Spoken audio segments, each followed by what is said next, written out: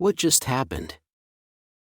A tourist thought she could do anything in front of a royal guard, until one unexpected moment changed everything. Do you think she crossed the line? Should traditions be respected no matter what? Drop your thoughts in the comments. Speech balloon. Also, let us know where you're watching from. We love seeing viewers from all over the world. If you enjoy stories that make you think, hit subscribe and turn on notifications. Tomorrow's episode is even more unbelievable. You won't want to miss it. Her viral prank went horribly wrong in front of Buckingham Palace. The summer sun hung high over Buckingham Palace, casting a golden glow over the grand gates and the endless crowd of tourists. The air was thick with the hum of chatter, the occasional burst of laughter, and the steady clicking of cameras capturing the iconic sight. Standing tall and unshaken, Nathan Carter, a 28-year-old royal guard, remained at his post, his crisp red uniform and black bearskin hat a symbol of unwavering tradition. He was as still as the palace itself, his posture rigid, his gaze locked straight ahead. The crowd buzzed with excitement, eager to capture their own perfect moment with the legendary motionless guards. Some snapped photos, others whispered jokes, testing whether the guards were truly as unflinching as they seemed. But most knew the line between curiosity and disrespect, most, except for one. Among the crowd, Ashley Miller, a 23-year-old American tourist, radiated confidence and playful mischief. Her hair was styled to perfection, her designer sunglasses perched effortlessly on her head. She had seen videos online, tourists trying to make a royal guard react, and today, she was determined to have her own viral moment. Her friends stood nearby, nudging her forward with eager grins and stifled laughter. "Go on, Ashley," one of them teased. "Maybe he'll break character for you." Ashley smirked, stepping forward, the thin white line separating tourists from the guards now just inches from her feet. She tilted her head, studying Nathan's face, looking for the slightest crack in his composure. But he remained frozen, his discipline unshaken. The crowd around her watched in curiosity, sensing something was about to happen. Some were amused, others skeptical, and a few shook their heads, recognizing where this was going. Ashley, emboldened by the attention, took another step forward. She leaned in slightly, her voice dripping with playful arrogance. "I have a confession," she said dramatically, her voice just loud enough to draw attention. "I think I'm in love with you." A ripple of awkward laughter passed through the crowd. Some tourists grinned, others rolled their eyes. Phones shot into the air, recording, ready for what they hoped would be an entertaining reaction. But Nathan didn't move. Not a twitch. Not a glance. Just pure, unbreakable discipline.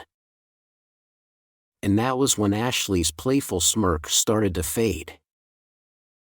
The laughter in the crowd grew louder, fueled by the cameras pointed at Nathan Carter, the unshakable royal guard. Ashley Miller, still standing just inches from the white boundary line, let out a nervous chuckle. She had expected at least a small reaction, a smirk, a blink, anything. Instead, Nathan remained a statue, his disciplined posture unbroken, his eyes fixed on a point far beyond her childish antics. Ashley glanced back at her friends, hoping for encouragement.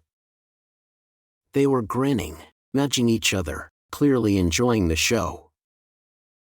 But something felt different now. the excitement wasn't the same. Some tourists in the crowd had stopped laughing. A few whispered among themselves, shifting uncomfortably. But Ashley wasn't ready to give up. With an exaggerated sigh, she waved her hand inches from Nathan's face, as if trying to swat away an invisible fly. "Come on, do something," she teased, her voice dripping with impatience. "Are you even real?" A few chuckles echoed through the crowd, but they were less confident now. The moment that had started as harmless fun was quickly turning into something else. Nathan, however, didn't flinch. His grip on his rifle remained firm, his gaze steady. Inside, he knew this was part of the job, dealing with people who didn't understand the weight of tradition. His training had prepared him for this. But that didn't mean it didn't test his patience. Nearby, an older gentleman in a navy blazer shook his head, clearly displeased. "This is embarrassing," he muttered under his breath. A middle-aged woman, phone in hand, frowned as she recorded. "This isn't a circus," she whispered to the person next to her. Ashley, oblivious to the growing discomfort in the crowd, took a step closer. Her friends were still giggling, but even their laughter now had a nervous edge. They could feel the shift. Then, with a defiant smirk, she reached toward Nathan's bearskin hat, not quite touching it, but dangerously close. The moment froze. The crowd gasped. Someone shouted, "Hey, don't do that!" And for the first time, Ashley hesitated. The energy had changed. The joke had gone too far. And yet, she didn't realize just how much everything was about to shift. A sharp gasp rippled through the crowd as Ashley Miller's fingers hovered dangerously close to Nathan Carter's bearskin hat. What had started as a playful stunt had now turned into something far more uncomfortable. "Don't do that," someone called out from the back. An older woman, clutching her purse tightly, shook her head in disapproval. "These guards are not here for your amusement," she muttered. A man wearing a Union Jack t-shirt frowned, arms crossed, watching the scene unfold. But Ashley, still blinded by her need for attention, hesitated only for a second before doubling down. With a smirk, she pulled her hand back slightly but leaned in, her voice teasing yet impatient. "What's the matter? Can't handle a little fun?" This time, no one laughed. The crowd, which had once giggled along, was now stiff with unease. Even her friends, who had been her biggest cheerleaders, shifted awkwardly, exchanging uncertain glances. The nervous excitement that had fueled them moments ago was gone. Nathan, meanwhile, remained completely still. His training demanded restraint, and restraint was exactly what he gave. But deep inside, he could feel the tightness in his jaw, the grip on his rifle firming just slightly. Not from anger, but from the sheer determination to uphold his duty despite the utter lack of respect in front of him. Then, it happened. Ashley lunged forward again, this time with her fingertips just inches away from the bearskin hat. A sharp voice cut through the crowd. "Enough." The single word didn't come from the guard. It came from a man in the crowd, his tone firm, authoritative. A few heads turned. The murmurs grew. "This isn't funny anymore," the man continued. It never was. Ashley's smirk faded. She turned, expecting to see just one annoyed tourist. Instead, she saw dozens of eyes staring back at her, not with amusement, but with disappointment. Her confidence wavered. Her friends, sensing the change in the crowd, stepped back slightly, suddenly unsure of where they stood. And for the first time, Ashley realized she might have just made a mistake. The crowd had turned. What started as harmless fun had shifted into a lesson in respect, and Ashley Miller could feel it. The smirks had disappeared, replaced by stiff silence and watchful eyes. Even her friends, who had been pushing her forward just moments ago, were now edging away, their laughter long gone. Ashley swallowed hard, her confidence fading under the weight of the growing disapproval.